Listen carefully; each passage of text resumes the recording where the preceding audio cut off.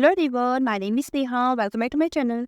आज मैं आपको UPSC due scientist prelims exams की स्ट्रेटजी बताने वाली हूँ। ठीक है, देखो इस एग्जाम्स में क्या पैटर्न रहता है एग्जाम का, इस एग्जाम का क्या सिलेबस रहता है, आपको कौन कौन सी बुक्स को पढ़ना चाहिए, आज मैं उसको बिल्कुल बेसिक से बताऊंगी। ठीक है, जो भी न्यू स्टूडेंट्स हैं वो जो एग्जाम को देना चाहते हैं उसको किस तरह से इसको स्टार्ट करना चाहिए, आज मैं वो बताने वाली हूँ। ठीक है, let's get started. Before that, if you like my video subscribe to my channel, press the bell icon and the button. Thank you. तो सबसे पहले हम इसके एग्जाम पैटर्न को देख लेते हैं। देखो यूपीएससी के जो एग्जाम्स होते हैं ना वो 3 स्टेज में होते हैं। ये भी क्या यूपीएससी का एग्जाम है, यूपीएससी जियो साइंटिस्ट का एग्जाम है, तो ये भी 3 स्टेज में होगा। Stage 1, stage 2 and stage 3। Stage 1 होता है प्रीलिम्स का एग्जाम, स्टेज 2 होता है मेंस का एग्जाम और स्टेज 3 होता है हमारे इंटरव्यू का एग्जाम। ठीक है, यहाँ पर जो प्रीलिम्स का एग्जाम होगा वो 400 मार्क्स का होगा, मेंस का एग्जाम 600 मार्क्स का और इंटरव्यू होगा यहाँ पर 200 मार्क्स का। ठीक है, लेकिन यहाँ पर सबसे इम्पॉर्टेंट बात ये है कि यहाँ पर प्रीलिम्स के मार्क्स भी ऐड होते हैं। प्रीलिम्स 400 मार्क्स का है तो ये भी आपकी फाइनल लिस्ट में ऐड होता है। यूपीएससी की जो अदर एग्जाम्स होते हैं वहाँ पर सिर्फ स्टेज 2 और स्टेज 3 के मार्क्स ही ऐड होते हैं।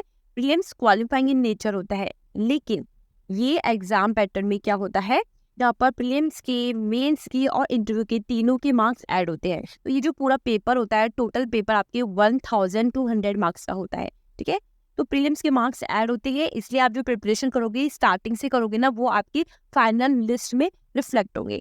ठीक है, अब हम स्टेज 1 की बात करते हैं। ठीक है, स्टेज 1 कौन सा होता है, प्रीलिम्स होता है। प्रीलिम्स कितने मार्क्स का होता है, यहाँ पर 400 मार्क्स का होता है। ठीक है, लेकिन 400 मार्क्स में भी यहाँ पर 2 पेपर होते हैं आपके, पेपर 1 और पेपर 2। जो पेपर 1 होता है आपके मॉर्निंग शिफ्ट में होता है, पेपर 2 आपकी इवनिंग शिफ्ट में होता है। तो प्रीलिम्स का जो पेपर होता है आपकी एक ही दिन हो जाता है। ठीक है, अभी जो आपका पेपर होने वाला है ये आपके फैब में होने वाला है, फैब 2025 में एक दिन आपके दोनों पेपर हो जाएंगे। पेपर 1 होता है 100 मार्क्स का और पेपर 2 होता है 300 मार्क्स का। ठीक है,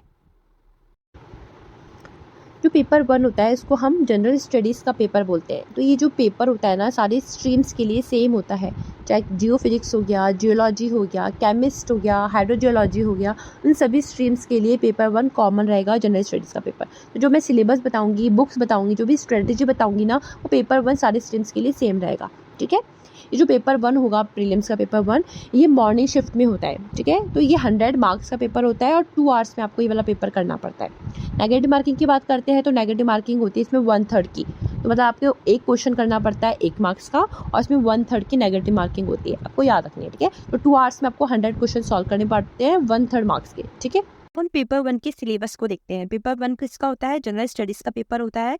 ठीक है, तो इसमें सबसे इंपॉर्टेंट होता है करंट अफेयर्स। आप 6 मंथ्स की करंट अफेयर्स देख सकते हो। देखो इसका जो नोटिफिकेशन आएगा वो सितंबर में आएगा, तो सितंबर से लेकर फेब तक की करंट अफेयर्स आप यहाँ पर देख सकते हो। यदि आपके पास टाइम है तो आप 1 ईयर की करंट अफेयर्स भी देख सकते हो, लेकिन 6 मंथ्स इनफ होता है इसमें। ठीक है, तो लास्ट ईयर के जो दिसंबर, जनवरी, फरवरी की करंट अफेयर्स पे आप ज़्यादा फोकस कर सकते हो। सेकेंड है साइंस। देखो ये साइंस स्ट्रीम का ही एग्जामिनेशन होता है, तो सबसे ज़्यादा फोकस जो पेपर 1 में किया जाता है वो साइंस में किया जाता है। तो आपको साइंस में क्या क्या पढ़ना होता है, आपको केमिस्ट्री पढ़नी होती है, यहाँ पर आपको फिजिक्स पढ़नी होती है, बायोलॉजी, जियोलॉजी, यहाँ से क्वेश्चन सबसे ज़्यादा पूछे जाते हैं। लेकिन कभी कभी क्या करते हैं ये जियोलॉजी पर ज़्यादा फोकस कर देते हैं, कभी केमिस्ट्री पे ज़्यादा फोकस कर देते हैं। तो इस बात का आपको ध्यान रखना है, साइंस में भी ये किसी ना किसी पोर्शन पर ज़्यादा क्वेश्चन पूछ लेते हैं। तो लास्ट टाइम शायद केमिस्ट्री से ज़्यादा क्वेश्चन आ गए थे, उससे लास्ट टाइम बायोलॉजी से सबसे ज़्यादा क्वेश्चन आ गए थे। तो आपको इस बात का ध्यान रखना है, लेकिन आएंगे आपकी साइंस से क्वेश्चन सबसे ज़्यादा। ठीक है, इसके बाद इंडियन पॉलिटी के क्वेश्चन आते हैं। देखो इंडियन पॉलिटी में आपको डीप में नहीं जाना है, आपको आर्टिकल्स पे फोकस करना है जिस पे मैंने वीडियो बनाई हुई है, आपको शेड्यूल्स पे फोकस करना है जिस पे मैंने वीडियो बनाई हुई है, आपको फंडामेंटल राइट्स पे ज़्यादा फोकस करना है। इससे ज़्यादा यहाँ पर क्वेश्चंस नहीं आते। ठीक है, यदि बहुत टफ पेपर आ गया तो वो अलग बात है, लेकिन ये इंडियन पॉलिटी में आपको आर्टिकल से ही क्वेश्चंस पूछते हैं, उसकी वीडियो भी मैंने बनाई हुई है। ठीक है, तो आप मेरी लिस्ट पे जाकर इसकी वीडियो देख सकते हो, इससे ज़्यादा आपको पॉलिटी पढ़ने की जरूरत नहीं है। इसके बाद आती है हिस्ट्री। देखो हिस्ट्री 3 होती है, एंशियंट, मिडाइवल और मॉडर्न। यहाँ पर आपको तीनों पढ़ने की जरूरत नहीं है, यदि आपके पास टाइम है तो आप तीनों पढ़ सकते हो। अदरवाइज आप ज़्यादा से ज़्यादा फोकस जिस पे करोगे वो है मॉडर्न हिस्ट्री पे। मॉडर्न हिस्ट्री जिसमें गांधी वाला जो एरा होता है वो वाली हिस्ट्री आपको पढ़नी है यहाँ पर। ठीक है, अब हम बात करते हैं इकोनॉमिक्स और इन्वायरमेंट पे। इन्वायरमेंट से भी यहाँ पर क्वेश्चंस आते हैं, तो इन्वायरमेंट पे भी मैंने वीडियो बनाई हुई है, बेसिक इन्वायरमेंट पे वीडियो बनाई है, आप वो वाला वीडियो देख सकते हो। इकोनॉमिक्स की बात करते हैं तो यहाँ पर सबसे ज़्यादा क्वेश्चन आते हैं स्कीम्स पे, गवर्नमेंट ने कौन कौन सी स्कीम्स निकाली हुई है। ठीक है, कौन कौन सी योजनाएं चलाई हुई है, उस पर इकोनॉमिक्स पे क्वेश्चन आते हैं, उससे ज़्यादा डेप्थ में क्वेश्चन यहाँ पर नहीं पूछते हैं। ठीक है, तो इसके लिए आपको कौन कौन सी बुक्स पढ़नी चाहिए वो बता देती हूँ। अब हम पेपर 1 की बुक्स की बात करते हैं। तो देखो, आपको 2 बुक्स पे सबसे ज़्यादा फोकस करना है।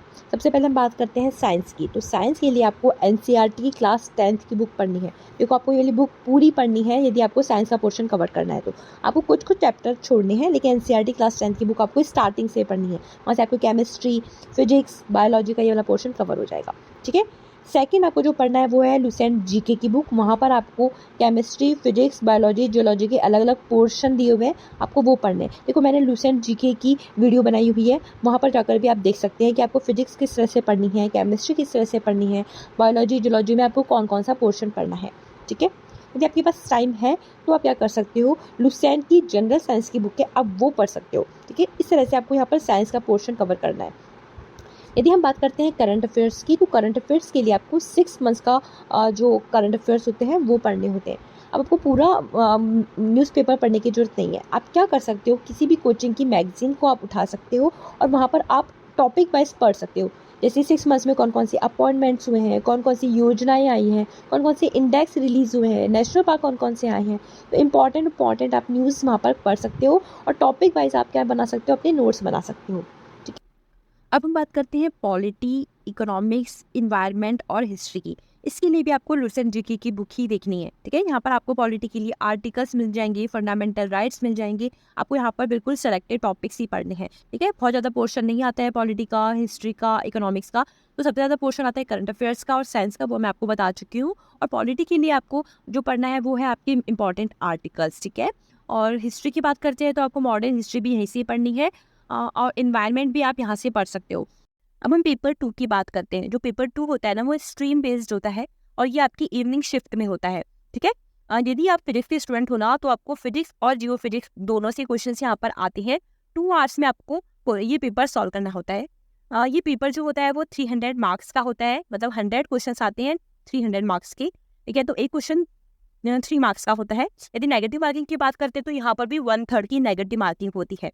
ठीक है, तो 300 मार्क्स और पेपर 1 का 100 मार्क्स मिलाकर 400 मार्क्स का ये पूरा पेपर होता है, जो कि आपकी फाइनल लिस्ट में ऐड होता है। ठीक है, तो आपको याद रखना है, यहाँ पर भी 1/3 की नेगेटिव मार्किंग होती है और यहाँ पर आपको एक क्वेश्चन 3 मार्क्स का मिलता है। ठीक है, यदि जियो फिजिक्स के लिए हम सिलेबस की बात करते हैं तो आपको जियो फिजिक्स और फिजिक्स के क्वेश्चन आते हैं। यहाँ पर जियो फिजिक्स के लिए अभी आपको जो पढ़ना है वो इम्पोर्टेंट है, ये दोनों बुक्स। आपको विलियम लाउरी की फंडामेंटल ऑफ जियो फिजिक्स है वो पढ़नी है। इसके सारे चैप्टर्स इंपॉर्टेंट है, तो आप अभी के लिए क्या कर सकते हो, विलियम लाउरी की बुक को पढ़ सकते हो, या फिर आप टेलफोर्ड की ये वाली जो बुक है अप्लाइड जियो फिजिक्स, आप वो पढ़ सकते हो। मैंने डिटेल में वीडियो बनाई है कि टेलफोर्ड से आपको कौन सी चैप्टर्स पढ़नी है और विलियम लाउरी से आपको कौन कौन से चैप्टर्स पढ़ने हैं। मैंने सिलेबस वाइज इस चैप्टर्स को बता रखा है, अब वो वाली वीडियो रखकर देख सकते हो। लेकिन ये दोनों ही बुक बिल्कुल बेसिक बुक है और सबसे इंपॉर्टेंट बुक है, आपको जियो फिजिक्स की ये दोनों बुक्स पढ़नी है। ठीक है, और फिजिक्स की बात करते हैं तो हमारे फिजिक्स में हमारे 9 टॉपिक्स होते हैं।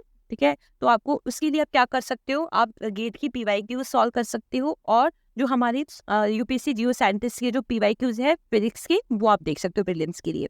ठीक है, तो आपको किस लेवल तक का आपको फिजिक्स पढ़नी है वो आपको यहाँ की PYQ से पता चल जाएगा और आप गेट की PYQ सॉल्व कर सकते हो, क्योंकि गेट लेवल के यहाँ पर PYQs देखने को मिलते हैं। ठीक है, जब बेसिक की बात करते हो तो बेसिक आप मेरी वीडियोस देखकर भी कवर कर सकते हो। मैंने सारे मोस्ट जितने भी टॉपिक्स होते हैं हमारे फिजिक्स में वो आप वहाँ पर बता रखे हैं। ठीक है, इस तरह से यहाँ पर आपको जियो फिजिक्स के पोर्शंस कवर कर दें। Okay, so that is from my side. If you like my videos, subscribe to my channel, press the bell icon and hit the button. Thank you.